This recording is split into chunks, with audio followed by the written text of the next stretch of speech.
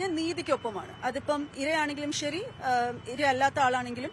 രാഹുൽ മാങ്കൂട്ടത്തിനെതിരായി പരാതി നൽകിയ യുവതിയുടെ പേരും മറ്റ് വിശദാംശങ്ങളും വെളിപ്പെടുത്തുന്ന തരത്തിലുള്ള ഇടപെടൽ ഉണ്ടായി എന്ന പേരിൽ ആക്ടിവിസ്റ്റായ രാഹുൽ ഈശ്വറിനെ സൈബർ ക്രൈം പോലീസ് കസ്റ്റഡിയിലെടുത്തിരിക്കുകയാണ്.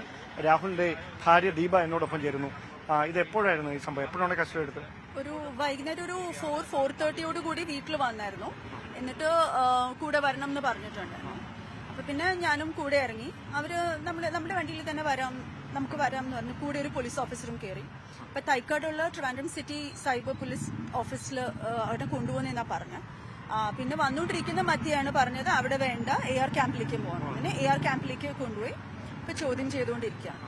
ഈ ഇവരാരോപിക്കുന്ന കാര്യങ്ങളിൽ എന്തെങ്കിലും അടിസ്ഥാനമുണ്ടോ? എന്താണ് ദീപ മനസ്സിലാക്കുന്നത്? ഇല്ല, അതിൽ അടിസ്ഥാനമില്ല. കാരണം FIR കാണിച്ചതിനകത്ത് അവർ പറയുന്നത് പെൺകുട്ടിയുടെ പേരും ഐഡന്റിറ്റിയും റിവീൽ ചെയ്തു എന്നുള്ളതാണ്. അത് നിയമത്തിന് അഗേൻസ്റ്റ് ആണെന്നുള്ളത് എല്ലാവർക്കും അറിയാവുന്ന. അതല്ല, ഡയറക്റ്റ് ആയിട്ട് പേര് പറഞ്ഞിട്ടില്ല എന്നല്ലേ ഉള്ളൂ. ഇൻഡയറക്റ്റ് ആയിട്ട് ആ പേരിലേക്ക് സൂചന നൽകുന്ന തരത്തിലുള്ള പരാമർശങ്ങൾ. എന്താണ് ഈ സൂചനയൊക്കെ വളരെ.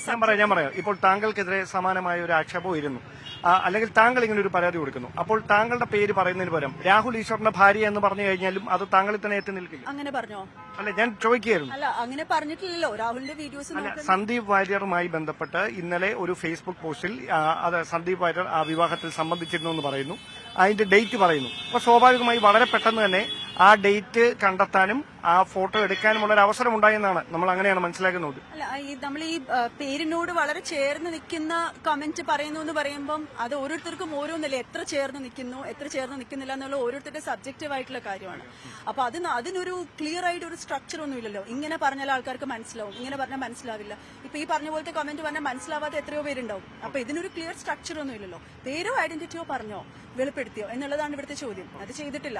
ഒരു അവസാനം ഒരു കാര്യം കൂടെ, താങ്കൾ ഇരയ്ക്കൊപ്പമാണോ അതോ രാഹുലിനും പോകണോ?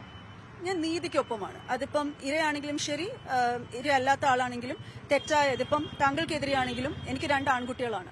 നാളെ അവർക്കെതിരെ വന്നാലും ആരുടെ ഭാഗത്താണോ ശരി അവരോടൊപ്പം നിൽക്കുക. അത് പുരുഷനാണെങ്കിലും സ്ത്രീയാണെങ്കിലും.